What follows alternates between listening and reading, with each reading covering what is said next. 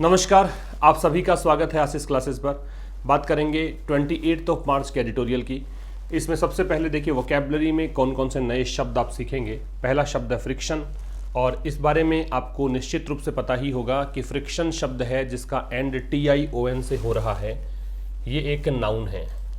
और फ्रिक्शन से मतलब क्या है? फ्रिक्शन से मतलब है डिसएग्रीमेंट कह सकते हो, या फिर आप इसे कह सकते हैं कॉन्फ्लिक्ट। तो डिसएग्रीमेंट या कॉन्फ्लिक्ट जो शब्द है ये होगा फ्रिक्शन का मतलब झगड़े को बोल सकते हैं, असहमति को बोल सकते हैं। ठीक है। दूसरा है लॉगजैम। लॉगजैम भी नाउन है, इसका मतलब डेडलॉक होता है, या फिर आप इसे कहेंगे ग्रिडलॉक। कहने का मतलब गतिरोध होता है। ठीक है, गतिरोध को बोलते हैं लॉगजैम, डेडलॉक, ग्रिडलॉक। गतिरोध का मतलब समझ गए कि जब कोई प्रोग्रेस पॉसिबल नहीं हो, जो चीज़ जहां है वहीं पर रह जाए, एक प्रकार से ऑब्स्ट्रक्शन की स्थिति होती है, रुकावट की स्थिति होती है, इससे आगे कोई प्रोग्रेस पॉसिबल नहीं होती, उसे आप ग्रिडलॉक या डेडलॉक के नाम से जानते हैं। इसको इम्पास भी कह सकते हैं, स्टेलमेट भी कह सकते हैं। Impasse, stalemate. ठीक है। नेक्स्ट है ड्रॉप इन। निश्चित रूप से फ्रेजल वर्ब है, क्योंकि वर्ब के साथ में प्रेपोजिशन लगा हुआ है। क्या होता है ड्रॉप इन? ड्रॉप इन का मतलब होता है, आप कह सकते हो ब्रीफ विजिट। कोई कहीं पर अगर आप थोड़े समय के लिए जाएं, ब्रीफ विजिट करें, बिना किसी इनविटेशन के चले जाएं, ठीक है, उसे कहा जाएगा ड्रॉप इन। मान लो आपको जाना था कहीं और, बीच में रास्ते में कोई जगह पड़ी और आपको याद आ गया चलो यहाँ भी होके आते हैं, इसको क्या बोलेंगे? Drop in, brief visit. प्रिसिप्ट है, ये नाउन है। प्रिसिप्ट का मतलब होगा प्रिंसिपल, या फिर आप इसे कहेंगे टेनेट, या फिर कहेंगे रूल। हिंदी में क्या मतलब हो गया? सिद्धांत कह सकते हो, नियम कह सकते हो, डोगमा भी होता है, डॉक्ट्राइन भी होता है। ठीक है। स्टेम फ्रॉम, बताओ देखिए क्या चीज़ है? फ्रेजल वर्ब ही है, प्रिपरेशन के बाद में वर्ब के बाद प्रिपरेशन है। स्टेम फ्रॉम का मतलब होता है ओरिजिनेट फ्रॉम, मतलब किसी चीज़ का उद्गम कहाँ से है, कोई चीज़ का स्टार्ट कहाँ से हुआ है, कोई चीज़ कहाँ से आई है, कम फ्रॉम। कोई भी चीज़ कहाँ से निकल कर आई है, किसी चीज़ का ओरिजिन कहाँ से हुआ है, ये सब क्या होता है? Stem from. या टू बी कॉज्ड बाई भी होता है। ठीक, किस कारण से हुई है? एट ओड्स, ये फ्रेज है। फ्रेज क्या होती है भाई? ग्रुप ऑफ वर्ड्स, शब्दों के समूह को क्या बोलते हैं? फ्रेज। तो एट एक शब्द है, ओड्स एक शब्द है, इनका समूह हुआ तो क्या हो गया? फ्रेज हो गया। एट ओड्स का मतलब होता है इन डिसएग्रीमेंट, इन डिसएग्रीमेंट, और या फिर इन कॉन्फ्लिक्ट। तो जब कोई चीज को लेकर आपका झगड़ा चले, किसी चीज को लेकर आपकी आपस में विचारधारा सेम ना हो, उसे क्या कहा जाएगा? At odds. और पिक अप द थ्रेड्स, ये एक फ्रेज है। पिक अप द थ्रेड्स, इसका मतलब है क्या? इसे कहेंगे resume after interruption. Resume after interruption मतलब रुकावट के बाद में एक बार फिर से प्रारंभ होना, रुकावट के बाद में पुनः प्रारंभ होना, उसे क्या कहा जाएगा? Pick up the threads. ठीक है भाई। तो इसका तो स्क्रीनशॉट लेना बनता है, स्क्रीनशॉट ले लीजिए। और ये कहूँगा मैं आपको कि इसको 2 मिनट के लिए रोक के वीडियो को पॉज करके इन सारे वर्ड्स को एक बार रिकॉल कर लो, फिर से ये सब याद हो जाएं आपके, फिर आ जाओ एडिटोरियल पर, ज़्यादा अच्छा समझ में आएगा। इसको स्टार्ट करेंगे उससे पहले बता देता हूँ, एक एप्लीकेशन है अपना आशीष क्लासेस के नाम से, ये दिखेगा है ना, इसको आप डाउनलोड कर सकते हैं प्ले स्टोर से। डिस्क्रिप्शन में इसका लिंक भी है, साथ में लिंक आपको टेलीग्राम चैनल का भी दिया है। टेलीग्राम क्यों ज्वाइन करना है? टेलीग्राम ज्वाइन इसलिए करना है क्योंकि टेलीग्राम ज्वाइन करने से आपको एक तो बहुत सारे प्रश्न वहाँ पे मिल रहे हैं आजकल, पर डे के 10-15 क्वेश्चंस आपको प्रैक्टिस के लिए दिए जा रहे हैं। साथ में जो भी एक आपका PDF होता है, चाहे इस सेशन की मैं बात कर लूँ, ठीक है, इसका भी PDF, साथ में और जो PDFs हैं, जैसे एक वोकैब का सेशन हमारा चल रहा है, V04 तक हो चुका है, देख तो रहे हो ना। अगर वो सेशंस नहीं देख रहे हो तो आप देखो, क्योंकि अगर SSC का आपका एग्ज़ाम है CHSL हो, 10 आपका CGL हो, उसके लिए बहुत उपयोगी वर्ड्स जो प्रीवियस ईयर में पूछे जा चुके हैं वो मैं करवा रहा हूँ, और कोशिश यही करता हूँ कि सेशन के अंदर ही आपको याद हो जाए। तो वो ज़रूर देखें, वहाँ जाके उनका PDF मिलेगा। अच्छा जी, जो अपना एप्लीकेशन है उस एप्लीकेशन पर बहुत सारे कोर्सेज हैं, एक बार जाके विजिट करेंगे, देखेंगे। ग्रामर का कोर्स मिलेगा 0 to एडवांस लेवल का, क्लोज टेस्ट पैराजम्बल का बैच मिलेगा, ट्रांसलेशन का बैच मिलेगा, कॉमन एरर प्रैक्टिस बैच मिलेगा। So many things are there, वो आप ज़रूर से विजिट करें, देखें। तो आओ स्टार्ट करते हैं आज का एडिटोरियल, टॉकिंग एंड लिसनिंग। एक बात हमेशा याद रखो कि ये जो एंड है ये दोनों चीज़ों को बैलेंस करता है। दो चीज़ें मेरे हाथ में हैं, दो चीज़ें मैं होल्ड कर रहा हूँ, दोनों को बराबर करेगा अगर बीच में एंड है तो, ठीक है। तो टॉकिंग जैसे ING फॉर्म है तो एंड के बाद भी क्या है, ING फॉर्म। तो एंड के दोनों तरफ चीज़ें कैसी होनी चाहिए, सेम होनी चाहिए। टॉकिंग एंड लिसनिंग का मतलब क्या है, टॉकिंग का मतलब बातचीत, लिसनिंग का मतलब सुनना।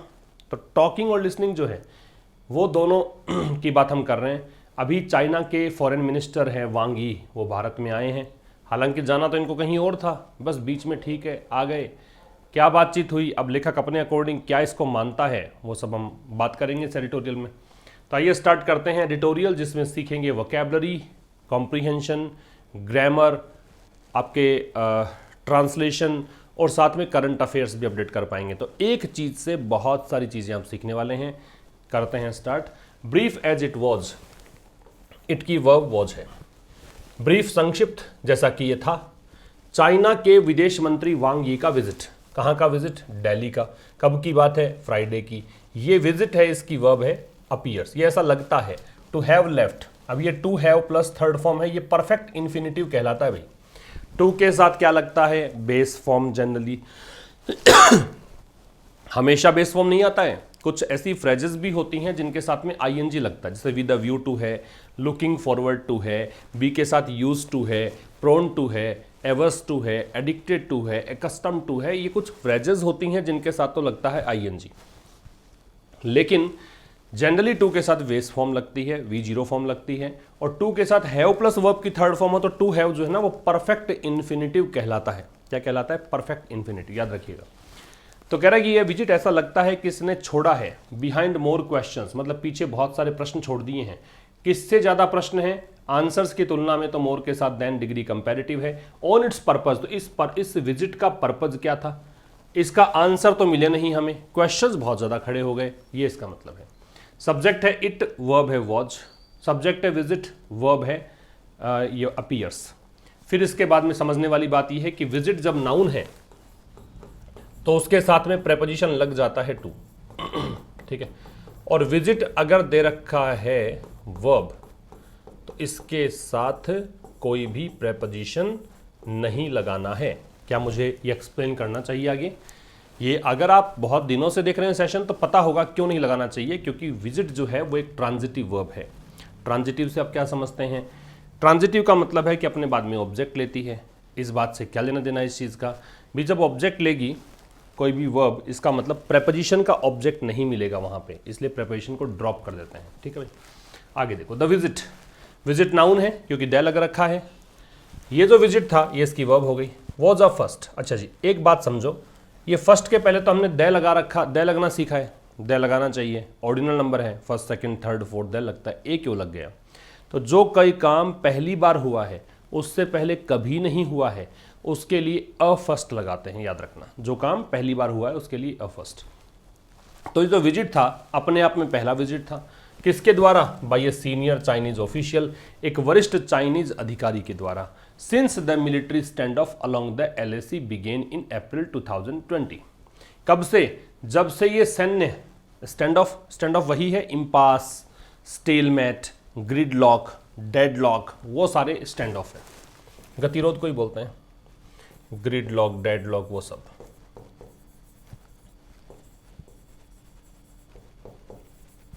ठीक है, बाकी जो मैंने लिखा था पहले स्लाइड में वहां से उठा सकते हैं सारे वर्ड्स।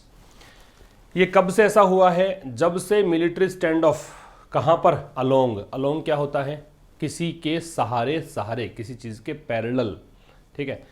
जैसे मान लो ये जो बाउंड्री दिख रही है आपको व्हाइट कलर में, ये LAC है और इसके सहारे सहारे ऐसे, ये है अलोंग। द LAC बिगेन, तो जब ये स्टैंड ऑफ शुरू हुआ अप्रैल 2020 में, उसके बाद में कोई भी व्यक्ति इधर से उधर से इधर नहीं आया, लेकिन ये पहला विजिट हुआ है। तो विजिट की वर्ब वॉज है, मिलिट्री स्टैंड ऑफ की वर्ब बिगेन है, बिगिन की सेकेंड फॉर्म है। इन अप्रैल 2020 ये मंथ की बात कर रहा है, और ये मंथ की जगह डेट लगा देता तो क्या होता, ऑन लगाते, इन नहीं लगाते। आगे आ जाओ। सिंस देन, तब से।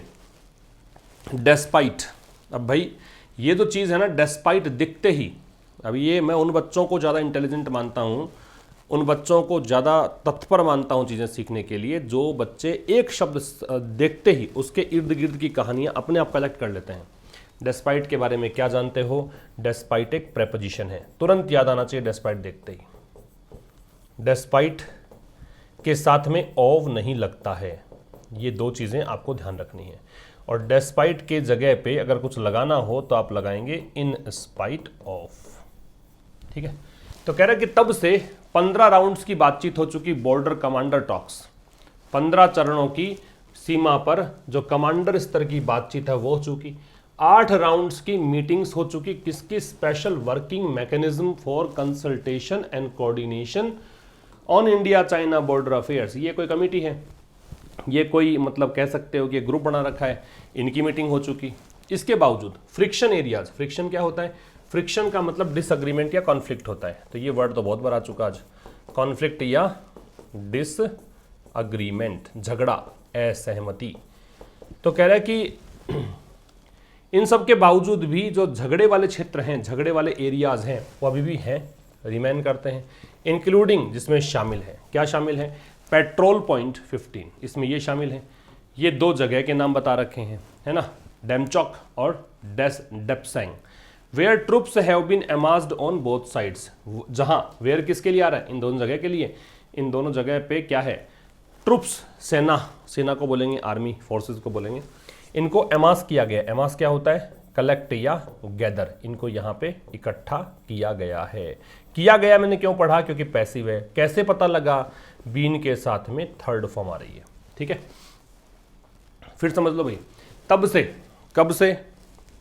आंसर देखो यहां से, अप्रैल 2020 से, तब से 15 चरण की तो बॉर्डर कमांडर टॉक्स हो चुकी, 8 राउंड्स की मीटिंग्स हो चुकी इस WMCC की, इसी का फुल फॉर्म दे रखा है, पढ़ने की जरूरत नहीं है। इन सब के बावजूद भी फ्रिक्शन एरियाज अभी भी हैं, अभी भी झगड़ा होता है इनका, अभी भी कॉन्फ्लिक्ट है, अभी विरोधाभास है। ठीक है, जिसमें शामिल है कहाँ कहाँ पे विरोधाभास है? Petrol point 15, Demchok, Depsang. अब इन जगहों के लिए वेयर आ गया जहाँ पे सेना को दोनों साइड्स पर अमास किया गया है, इकट्ठा किया गया है। ठीक, हाउ एवर, हालांकि, हाउ एवर कब लगाते हैं? जब आपको कोई ऐसा स्टेटमेंट देना हो जो कॉन्ट्राडिक्टरी हो, जिस स्टेटमेंट में आप पहले वाले स्टेटमेंट की बजाय कुछ अलग बात करते हो, तो उसके लिए हाउ एवर का प्रयोग होना चाहिए।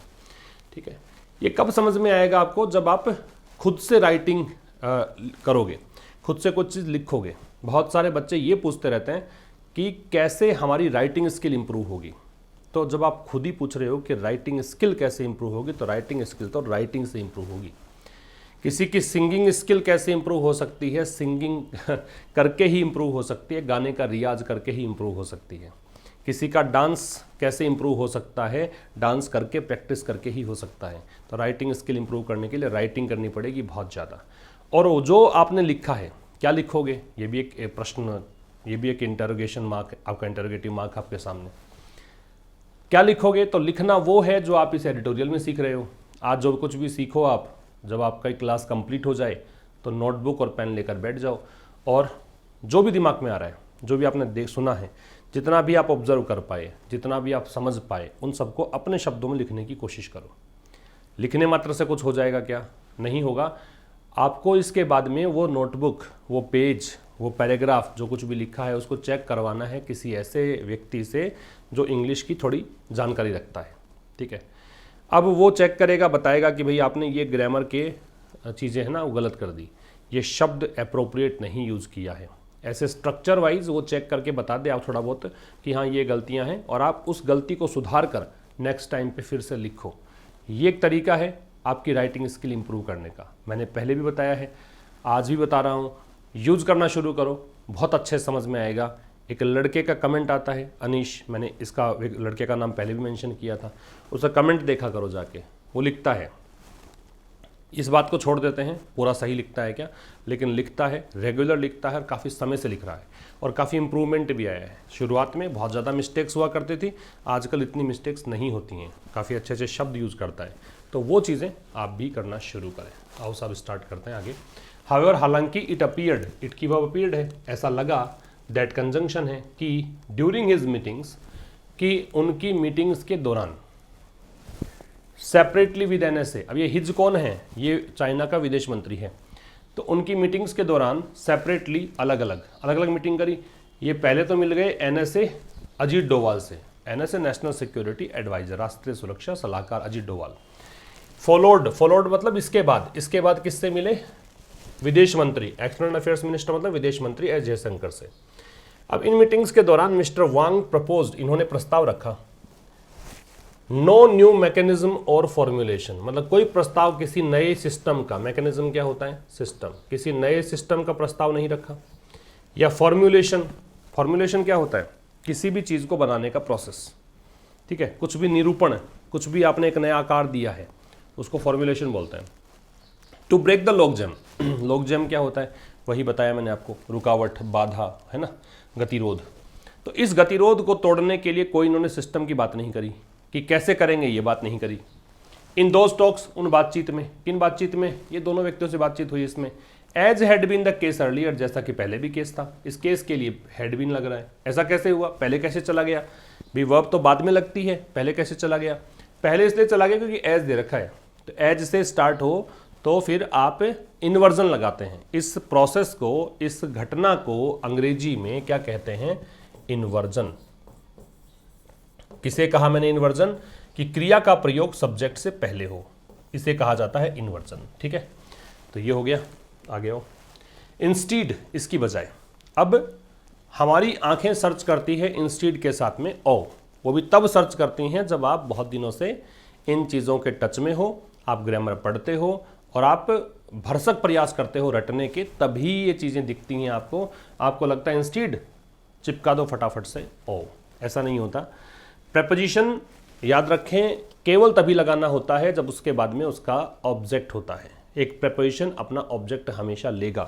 क्या इसके बाद में ऑब्जेक्ट है, कॉमा लग रखा है, इसका मतलब यहाँ पे ऑब नहीं आएगा, ठीक है। तो इसकी बजाय द चाइनीज साइड, चाइना के जो साइड है ना, उसने केवल रिपीट किया that India must put the differences on the border issue, कि भारत को क्या करना चाहिए, put the differences on the border issue.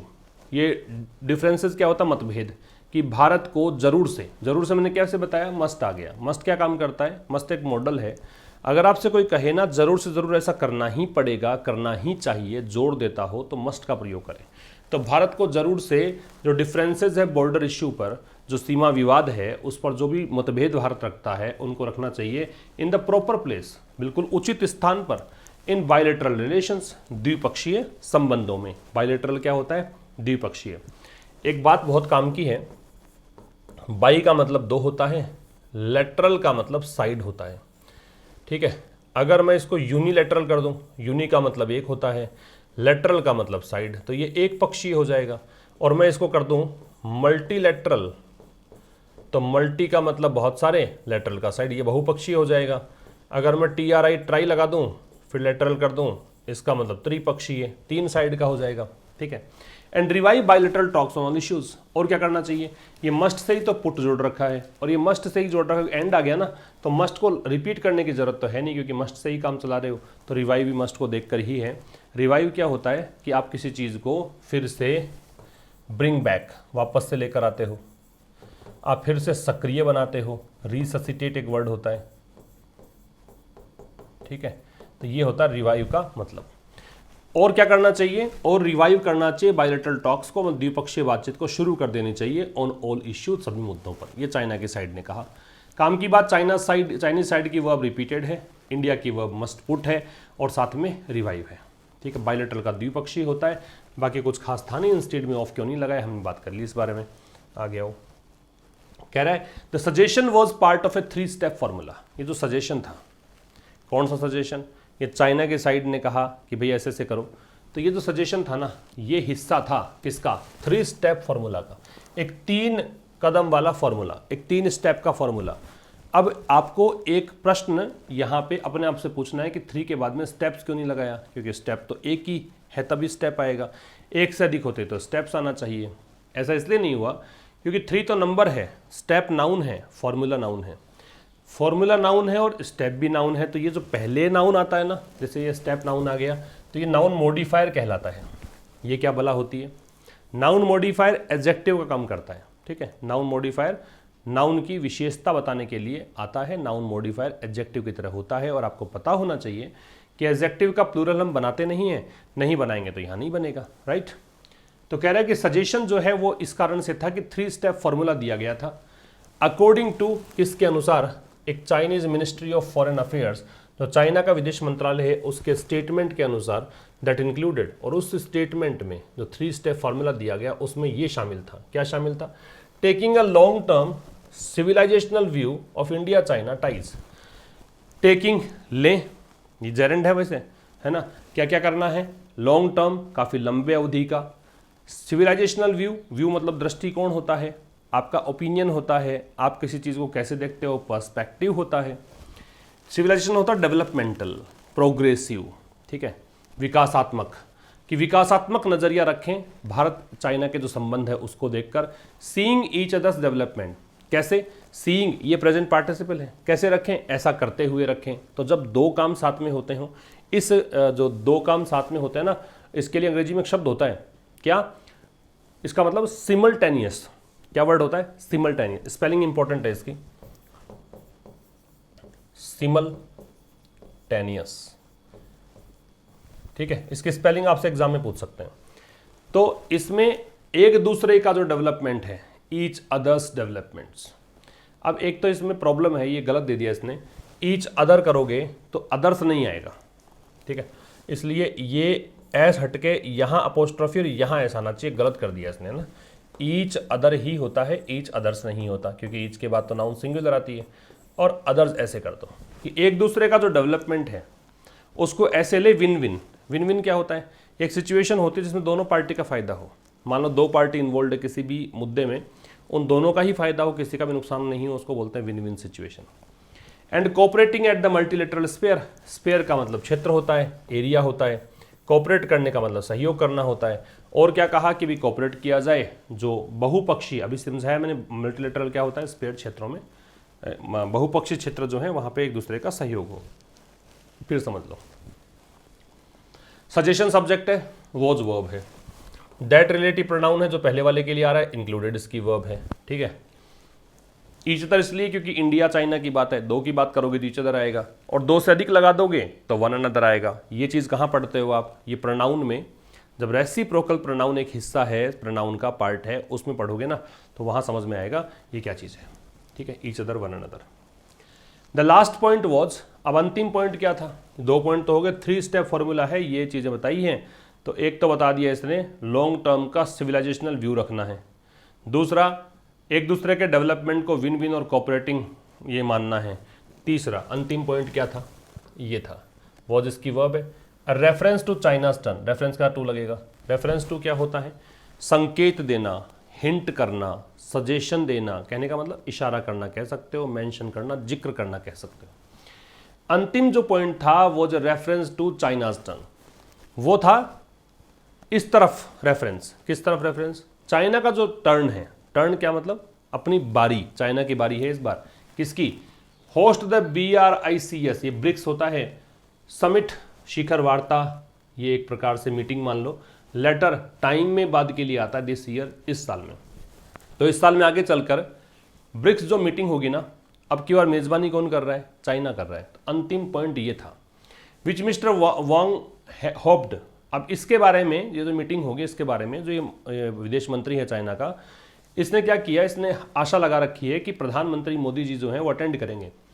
Prime minister से पहले दे नहीं है, ये प्रश्न मैं आपसे पूछ रहा हूँ, और मैंने बहुत बार बताया है, कोई नया बच्चा चैनल पर हो तो बता दूँ कि जब भी प्राइम मिनिस्टर से के साथ में वो नाम जोड़ रखा हो जो उस पर इनकम्बेंट है, जो उस पोस्ट को अज्यूम कर रहा है, तो उसका नाम नहीं, उसमें दे नहीं आएगा।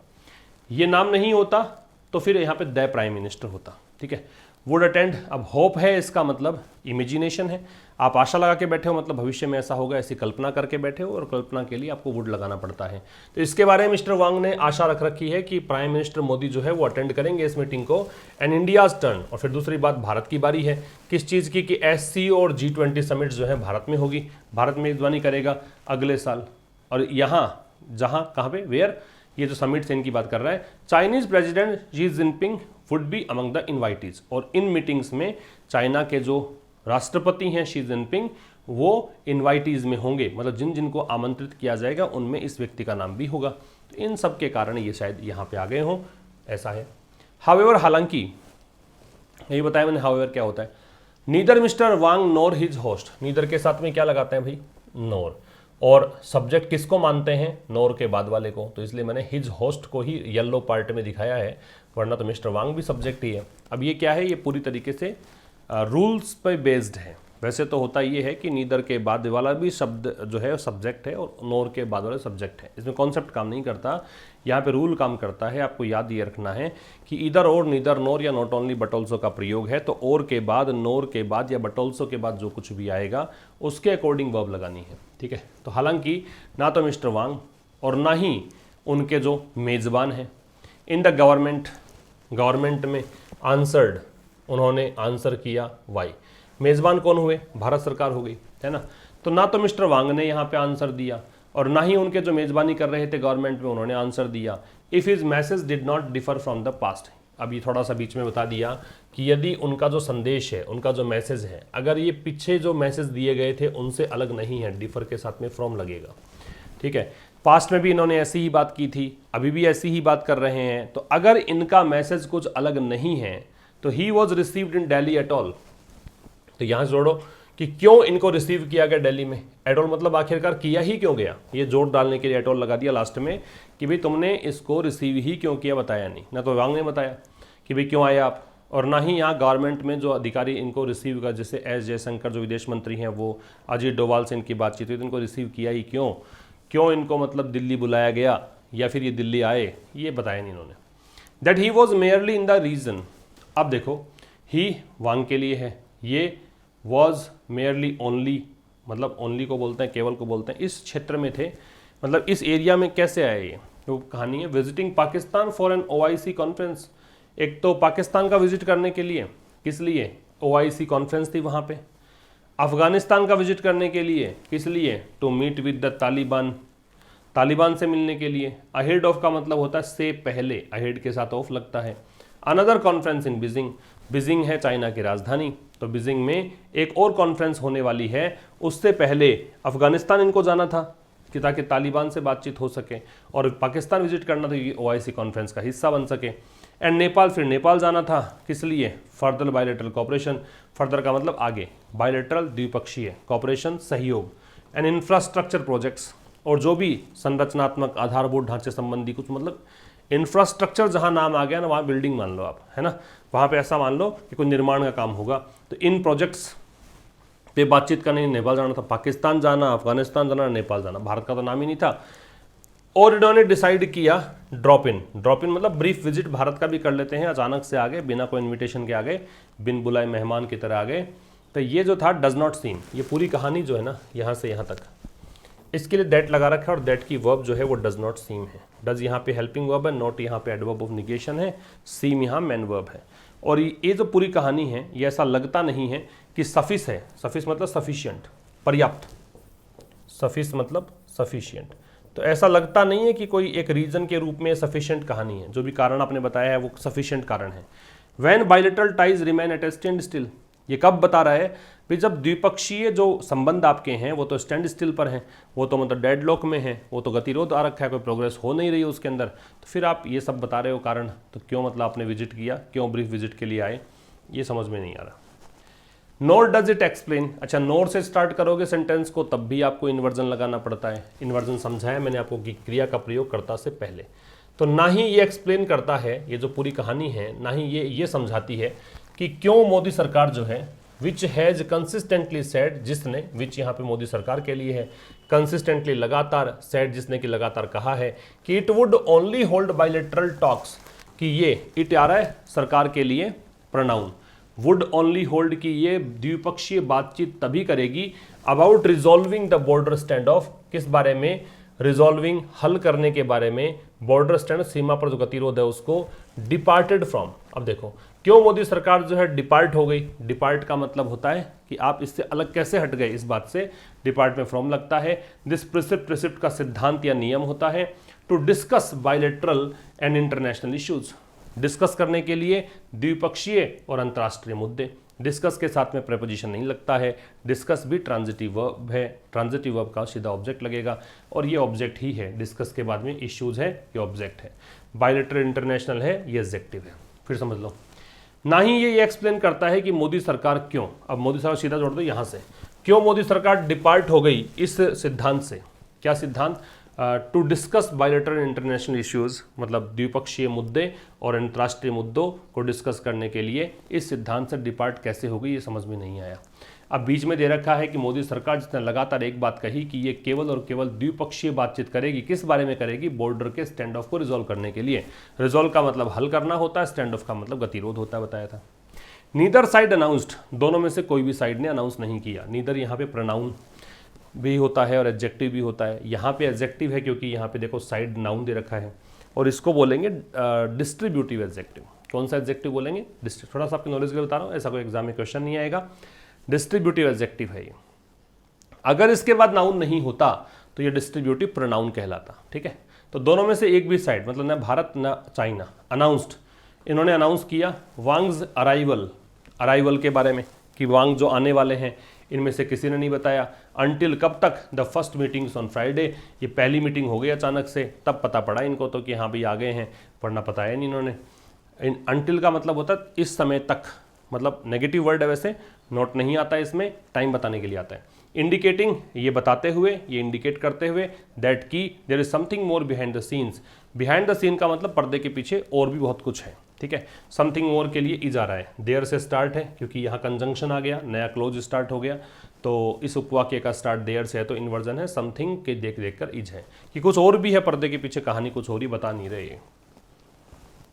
इट इज़ ऑल्सो पॉसिबल, ये भी संभव है, इट की वर्ब इज है।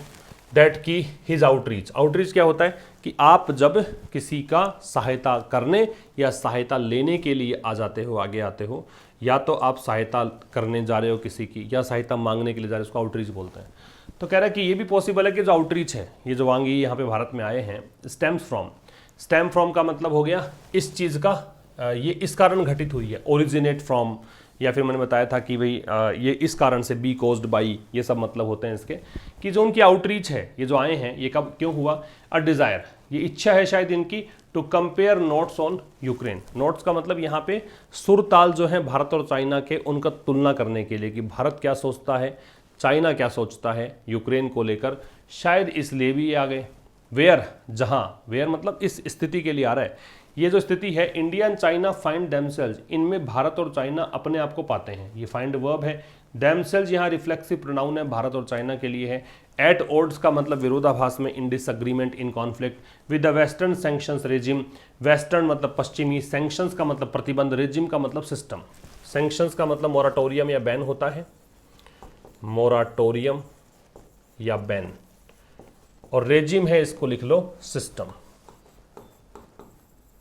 ठीक है, तो कह रहा है कि भाई ये भी संभव है कि जो आउटरीच है, जो ये मतलब कह रहे हैं कि भी ये इस तरीके से आए हैं, ये इस कारण से भी है कि इनकी इच्छा ये है कि यूक्रेन पर दोनों कंट्रीज के नोट्स को कंपेयर करना चाहते हैं, जहां पर भारत और चाइना का स्टैंड जो है एक दूसरे से बिल्कुल अलग है। किस चीज़ को लेकर, पश्चिमी देशों द्वारा प्रतिबंध जो लगाए गए हैं उसको लेकर। दैट थ्रेटेन्स, अब ये जो सिस्टम है उसके लिए दैट आ गया। ये थ्रेटेन मतलब डराता है, धमकाता है, खतरा पैदा करता है, किस चीज़ का, रशिया को आइसोलेट करने का, रशिया को अलग थलग करने का। एंड स्प्लिट, स्प्लिट का मतलब बांटना, डिवाइड करना, है ना। Global transactions into A dollar versus non dollar, और जो ग्लोबल ट्रांजैक्शंस हैं जो ग्लोबल ट्रांजैक्शन होते हैं वो डॉलर या फिर नॉन डॉलर में होते हैं, दो ही कैटेगरी है, डॉलर में करो या कोई और मुद्रा में करो। वैश्विक ट्रांजैक्शन, भारत में ट्रांजैक्शन है तो रुपए में हो जाएगा, लेकिन पूरे विश्व में अगर बात करें तो ये ट्रांजैक्शन ऐसे होता है। तो इसको ऐसे बांटने की एक थ्रेटनिंग है, मतलब एक प्रकार से खतरा पैदा कर रहा है कि ऐसे वर्ल्ड बंट सकता है। जो सैंक्शंस को स्वीकार करेगा, जो रशिया प्रतिबंध लगाएगा वो डॉलर वाली में जाएगा, जो नहीं लगाएगा नॉन डॉलर कंट्रीज की तरफ जाएगा, ऐसे। While also finding themselves not entirely comfortable with Mr. Putin's actions. While also finding, ये भी पाते हुए, while के साथ में verb ing फॉर्म में आती है, ये भी पाते हुए themselves, मतलब अपने आप को, भारत और चाइना दोनों की बात ही कर रहा है कि ये पूरी तरीके से कंफर्टेबल भी नहीं है पुतिन के एक्शन से, कि पुतिन जो हमला लगातार जारी है, 32-33 दिन हो चुके हैं यूक्रेन पर हमले के, तो इनसे दोनों ये भी नहीं है कि पुतिन सही ही कर रहे हैं, पूरी तरीके से कंफर्टेबल भी नहीं है। रिगार्डलेस ऑफ, रिगार्डलेस के साथ ऑफ लगता है, इसका मतलब इररेस्पेक्टिव ऑफ मान लो, डेस्पाइट मान लो, है ना, इस चीज के बावजूद। तो regardless of any common understanding on other issues, other issues अन्य मुद्दे, अदर के साथ नाउन प्लूरल आती है, अगर ये जेनरिक हो, अगर सामान्य बात हो, द अदर होता, स्पेसिफिक होता तो फिर सिंगुलर प्लूरल दोनों आ सकती हैं, वो डिपेंड करता है कि कैसी नाउन आपको चाहिए। तो कह रहा है कि इस बात से, इसके बावजूद कि कोई भी कॉमन अंडरस्टैंडिंग, कोई भी सामान्य जो समझ है अन्य मुद्दों पर, हाउ एवर, मतलब कोई सामान्य समझ भी नहीं बनी, दोनों देशों के प्रतिनिधि जो हैं वो अन्य मुद्दों पर आपस में कोई सहमत भी नहीं हो पाए, कॉमन अंडरस्टैंडिंग नहीं है, सबके दोनों के विचार सेम नहीं है। हाउएवर इट इज क्लियर, फिर भी ये स्पष्ट है, इट की वर्ब इज है, क्लियर एडजेक्टिव है, दैट कंजंक्शन है, कि new Delhi and Beijing can not simply pick up the threads. Pick up the threads का मतलब है जो चीज़ें रुकी हुई है उसको फिर से स्टार्ट करना, कि भारत और बीजिंग जो है वो सीधा सिंपल तरीके से तो स्टार्ट नहीं कर सकते अपने बातचीत को, कब तक, जब तक कि, एंटिल है वो एक नेगेटिव वर्ड है, टाइम के लिए आता है, बताया था, जब तक कि देयर इज फुल अंडरस्टैंडिंग, जब तक कि पूर्ण एक समझ नहीं है, किसकी, इवेंट सिंस अप्रैल 2020, कि जो घटनाएं अप्रैल 2020 से लेकर आज तक कंटिन्यू हैं, उस इवेंट को पूरी तरीके से समझने के बगैर तो ये बातचीत करेंगे नहीं। एंड डीमोबिलाइजेशन बाय द पीएलए वहाँ की आर्मी है चाइना की, और चाइना की आर्मी के द्वारा डीमोबिलाइजेशन नहीं हो तब तक नहीं करेंगे। डीमोबिलाइजेशन क्या होता है, ये होता है कि भाई मोबिलाइजेशन मतलब सेना एकजुट हो, सेना मतलब वहाँ पे इकट्ठी हो गई और सेना वहाँ से हट जाए, रिट्रीट हो जाए, तो डीमोबिलाइजेशन होता है।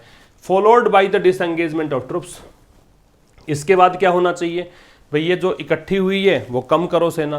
फिर डिसएंगेजमेंट का मतलब क्या है, जो किसी काम में जुटा हुआ है वो एंगेजमेंट है, डिस लगा दोगे तो नेगेटिव हो जाएगा, उसका ऑपोजिट हो जाएगा कि भाई वहाँ से हटा दो सेना को पूरी तरीके से, ये भी होना चाहिए। इज कंप्लीटेड, तो जब तक ये काम कंप्लीट नहीं हो तब तक तो बातचीत होगी नहीं, ठीक है।